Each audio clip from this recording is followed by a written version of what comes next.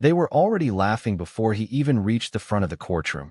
And I don't mean a polite chuckle either. I mean that low, dismissive kind of laugh people use when they've already decided you don't matter, like the outcome is a foregone conclusion and you're just there to fill a seat.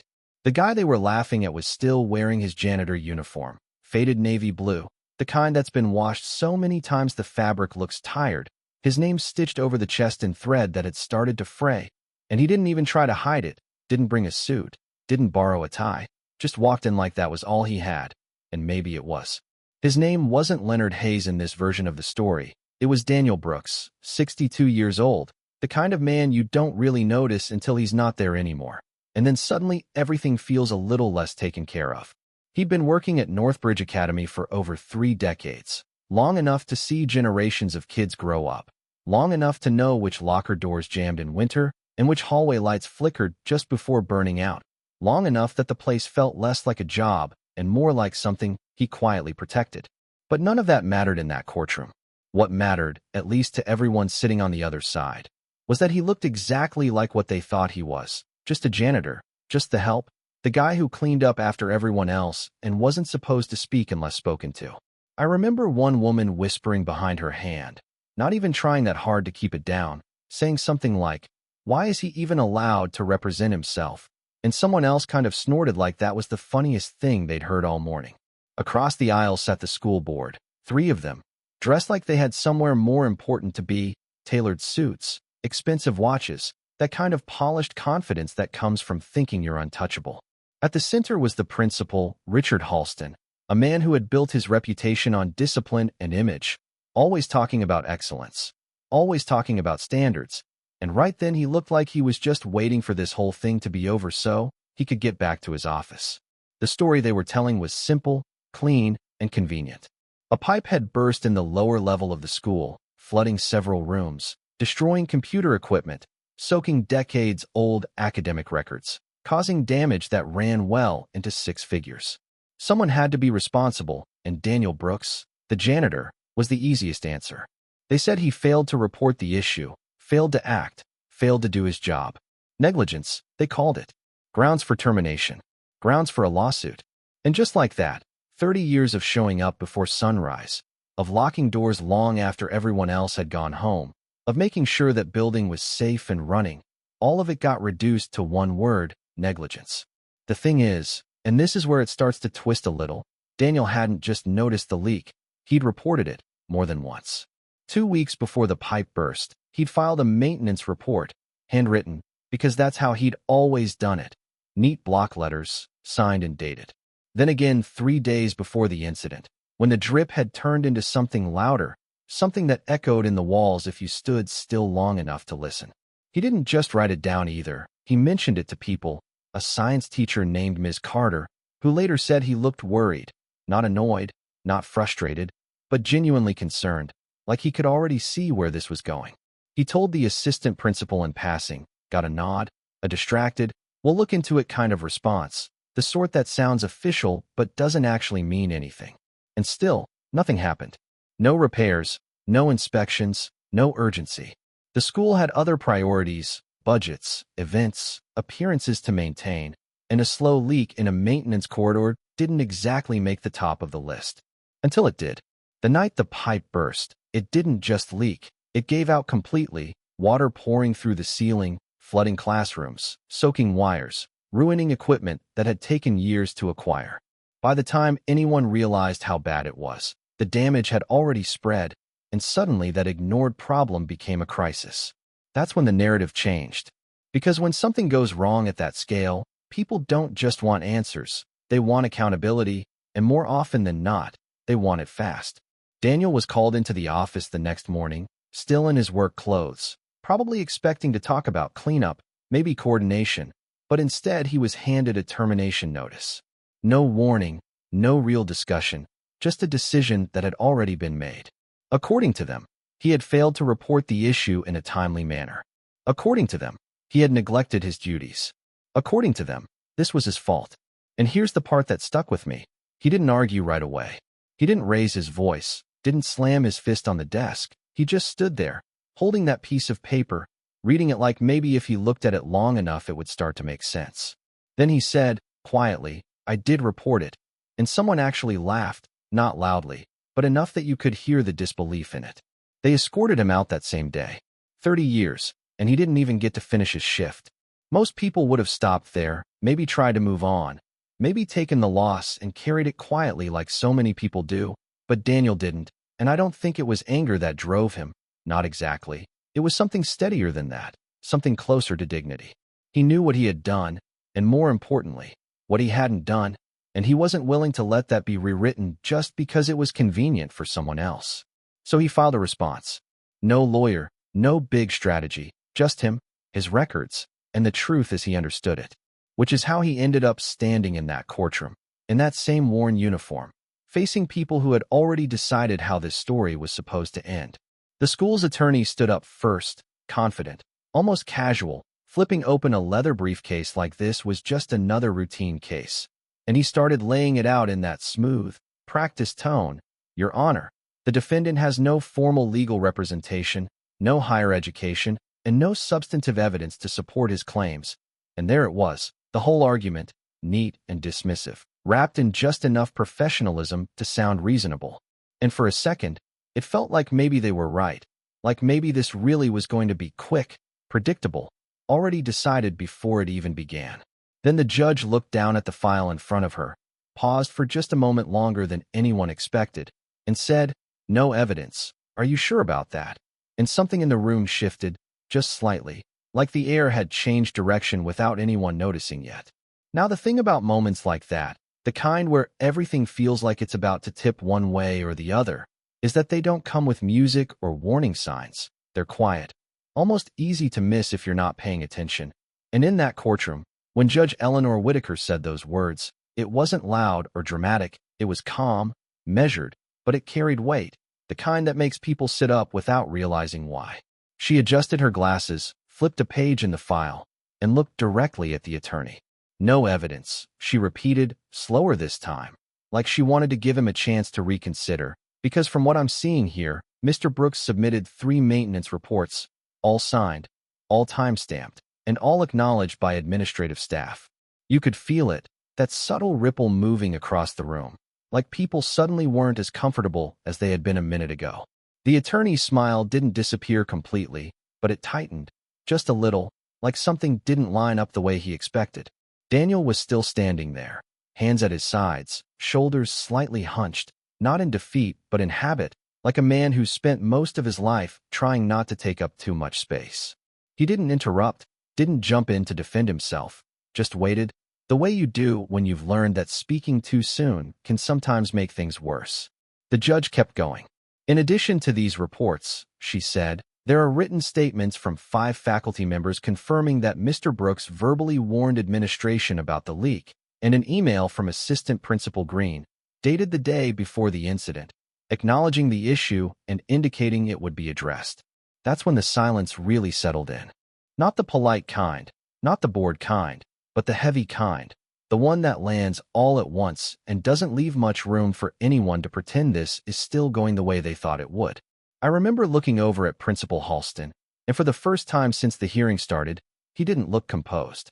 He wasn't falling apart or anything like that, but there was a shift, a small one, like he was recalculating, trying to figure out how something this simple had gotten out of his control. The attorney cleared his throat, stepped forward, tried to regain some ground. Your Honor, even if those reports exist, the responsibility still falls on Mr. Brooks to ensure that critical maintenance issues are escalated appropriately. And that right there, that was the pivot, the attempt to reframe the story, to move the goalposts just enough to make it seem like the problem wasn't whether Daniel had reported the issue, but whether he had reported it the right way, the right number of times, to the right people.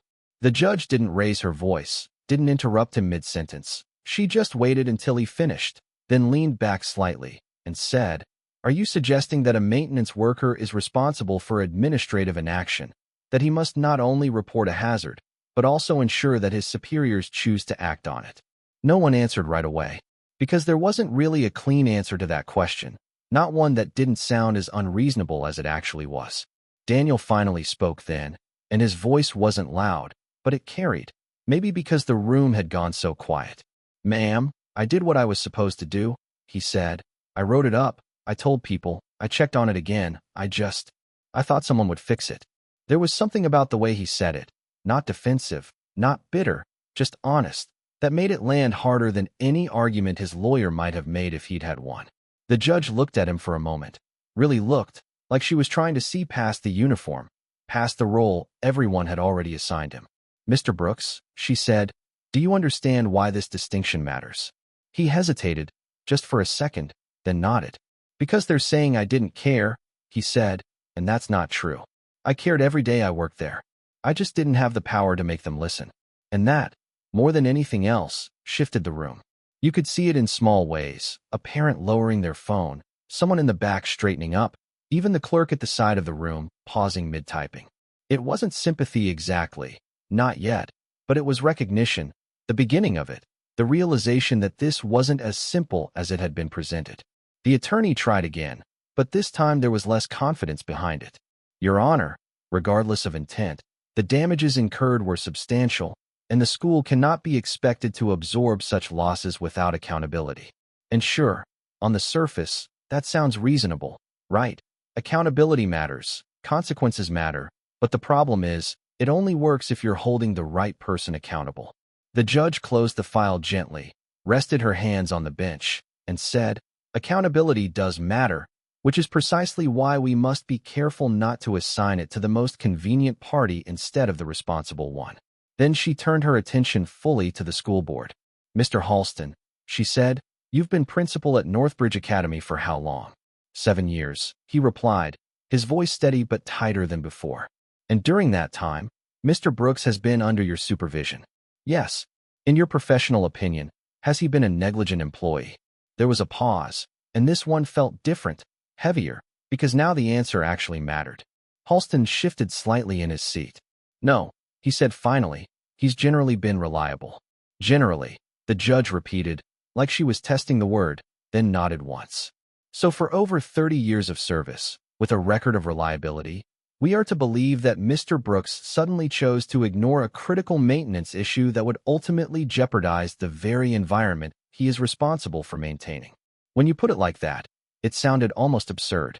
Halston didn't respond immediately, and the longer he stayed silent, the more that silence started to say things on its own. The judge continued, her tone still even, but now there was something sharper underneath it. Or is it more plausible, she said, that Mr. Brooks fulfilled his duties, and that the failure occurred at a level where action, not reporting, was required? No one spoke.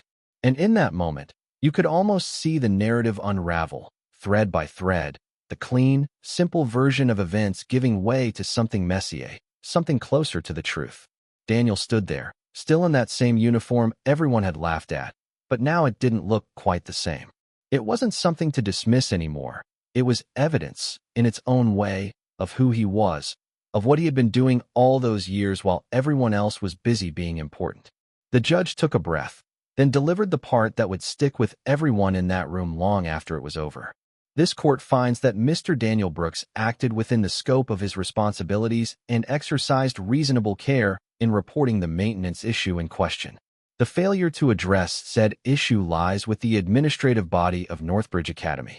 You could hear it, that quiet intake of breath from different corners of the room, like people were just catching up to what that meant. She wasn't finished. Furthermore, she continued, the termination of Mr. Brooks appears to have been conducted without sufficient investigation and in a manner that has caused reputational harm. As such, this court finds Northbridge Academy liable for wrongful termination and defamation. That's when the shift became undeniable. The same people who had been whispering earlier were now very still, very quiet, like they didn't trust themselves to say anything at all. The attorney looked like he wanted to object, but there wasn't really anything left to object to, not without contradicting the facts that were now clearly on record. Daniel didn't react right away. He didn't smile, didn't raise his hands, didn't do any of the things you might expect when someone wins a case like that. He just stood there, absorbing it, like it was something he needed to make sure was real before he let himself believe it.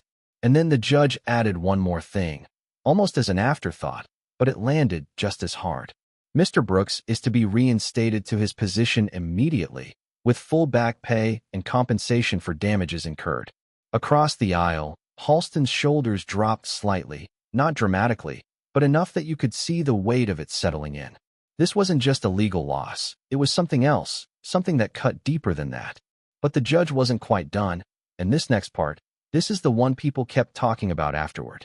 She looked directly at the board members and said, I would also strongly recommend that each member of this administrative board spend no less than 1 full week shadowing Mr. Brooks in his daily duties, so that you may better understand the role you were so quick to dismiss. No one laughed at that. If anything, it felt like the room had tilted slightly, like the balance had shifted in a way no one had anticipated. Daniel finally exhaled, a slow, steady breath, like he'd been holding it for weeks, maybe longer, and for the first time since he walked in, his shoulders relaxed just a little. Not completely, not all the way, but enough to show that something inside him had settled. And just like that, the case that everyone thought would be over in minutes had turned into something else entirely. By the time people started filing out of the courtroom, the energy had completely flipped, and I don't just mean quieter, I mean different, like everyone had walked in expecting to witness something routine and ended up being part of something that made them a little uncomfortable about how quickly they judged it. Conversations were softer now, more cautious, like people weren't entirely sure what to say without sounding like they'd been on the wrong side of it just minutes earlier. Daniel didn't rush out. He took his time gathering the few things he had brought, which honestly wasn't much, just a folded stack of papers, those same reports that had somehow gone from being ignored to being the most important documents in the room.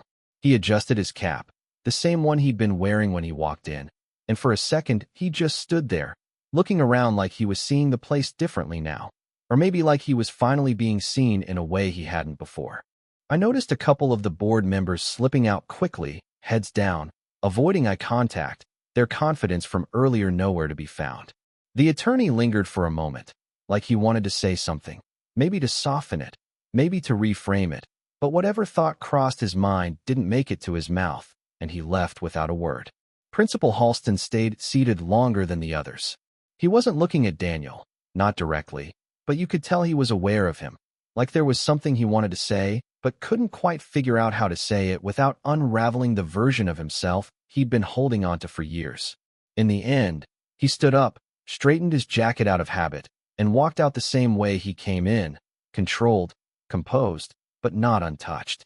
And Daniel, well, he just started toward the exit, same steady pace, no rush, no victory lap, just moving forward like he always had. That's when it happened.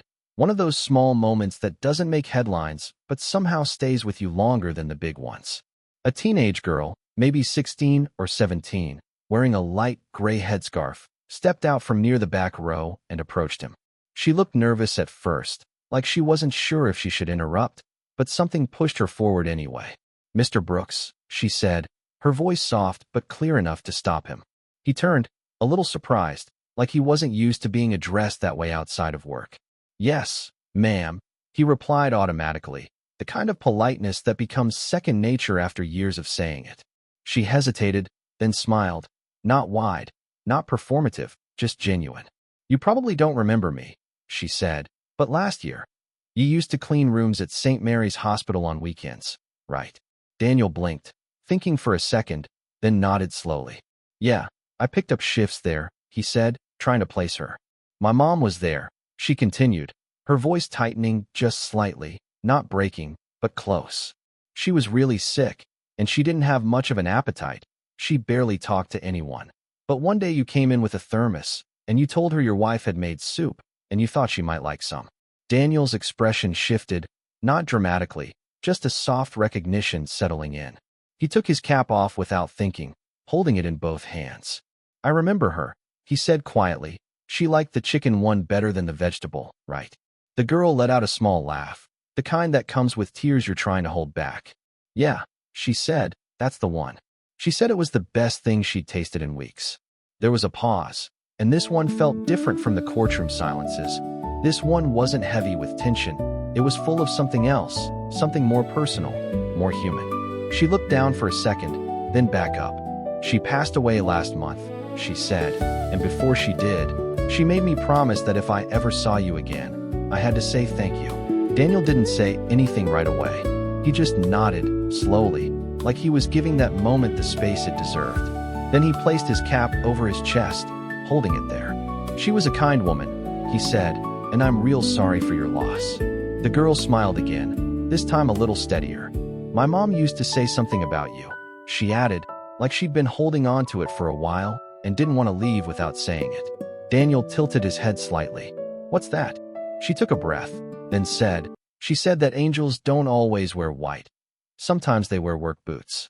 And I don't know what it was about that line. Maybe the timing, maybe everything that had just happened, but it landed in a way that cut through all the noise from earlier, all the arguments, all the assumptions, all the quiet judgments people had made when he first walked into that room. Daniel let out a small breath, almost a laugh, but softer. "I don't know about all that," he said, shaking his head a little, "but I appreciate you telling me." She nodded, like that was enough, like the promise had been fulfilled, and then she stepped back, giving him space again. As he walked out of the courthouse, nothing about him looked different on the surface. Same uniform, same boots, same steady pace. But if you paid attention, really paid attention, you could see it, not pride exactly, not even relief, but something like alignment, like the outside world had finally caught up, just a little, with the truth he'd been carrying the whole time. And here's the part that stuck with me long after all of it was over. Because it would be easy to turn this into a clean story, right? The kind where justice wins, the good guy is recognized, the system works the way it's supposed to, and everyone learns their lesson. But real life doesn't wrap itself up that neatly. Northbridge Academy reinstated him, just like the court ordered. He went back to work, same hallways, same early mornings, same routine. Some people treated him differently after that, more respectful, more aware, like they'd suddenly realized who had been there all along. But others, not so much. Some avoided him altogether, maybe out of guilt, maybe out of discomfort, maybe because it's easier to look away than to admit you were wrong about someone. And the board, well, they did the shadowing week, at least most of them did. There were photos, a few statements about appreciating essential staff, the kind of thing that sounds good in a newsletter. But whether it really changed anything deeper than that, I don't know. Because the truth is, situations like this don't just come from one bad decision. They come from a way of thinking, a hierarchy that's so ingrained people stop questioning it. Who gets listened to? Who gets overlooked? Whose voice counts before anything even goes wrong? Daniel never made a speech about it. He didn't go around reminding people of what had happened or using it to demand anything more than what he'd already earned. He just kept showing up, doing the work the same way he always had. And maybe that's what makes it complicated. Because on one hand, you could say justice was served, the court got it right, the truth came out. But on the other hand, it took a flooded building, a lawsuit, and a public courtroom for people to finally pay attention to someone who had been doing the right thing all along. So here's the question I keep coming back to, and I'm curious what you think. Do we only recognize people's value after something goes wrong, after there's a cost attached to ignoring them? Or is there a way to see it before that, to actually listen the first time someone speaks up, even if they don't have the title or the status we're used to respecting? And more importantly, if you had been in that courtroom at the beginning, hearing the whispers, seeing the uniform, would you have caught yourself before making the same assumption everyone else did? Or would you have laughed too? Let me know what you think, because I don't think this story is as simple as it looks, and I'd really like to hear where you land on it.